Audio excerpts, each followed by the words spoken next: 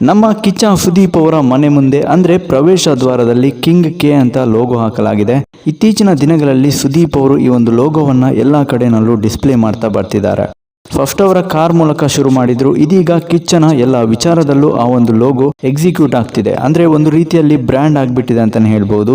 Actually Sudeep ಅವರು direction ಮಾಡಬೇಕಾಗಿರುವ ಸಿನಿಮಾದ title ಕೂಡ ಕೆ ಅಂತ ಇಟ್ಟಿದ್ರು. ಅದರ ಅರ್ಥ ಕಿಂಗ್ ಕಿಚ್ಚ ಅಂತ. ಮುಂದಿನ ವರ್ಷ ಈ ಸಿನಿಮಾ ಸೆಟ್ಟೇರುವ ಸಾಧ್ಯತೆ ಇದೆ. KVN ಅಥವಾ KRG ಈ ಸಿನಿಮಾದ ಪ್ರೊಡಕ್ಷನ್ಗೆ ಬಿಗ್ ಪ್ಲಾನ್ ಮಾಡ್ತಿದ್ದಾರೆ.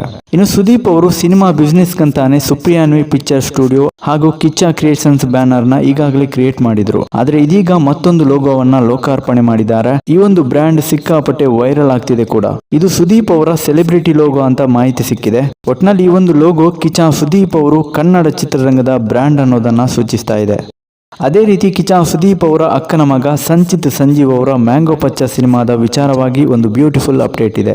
ಕನ್ನಡ ಚಿತ್ರರಂಗದ ದಿಗ್ಗಜ ಕಲಾವಿದರು ಇವತ್ತು ಮ್ಯಾಂಗೋ ಪಚ್ಚ ಸಿನಿಮಾವನ್ನ ನೋಡಿದ್ರು. ಅದು ಕೂಡ ಕಿಚ್ಚ ಸುದೀಪ್ ಅವರ ಮನೆಯಲ್ಲಿ. ಸುದೀಪ್ ಅವರ ಥಿಯೇಟರ್ನಲ್ಲಿ ಇವತ್ತು ಮ್ಯಾಂಗೋ ಪಚ್ಚ ಸೆಲೆಬ್ರಿಟಿ ಶೋನ ಏರ್ಪಡಿಸಲಾಗಿತ್ತು.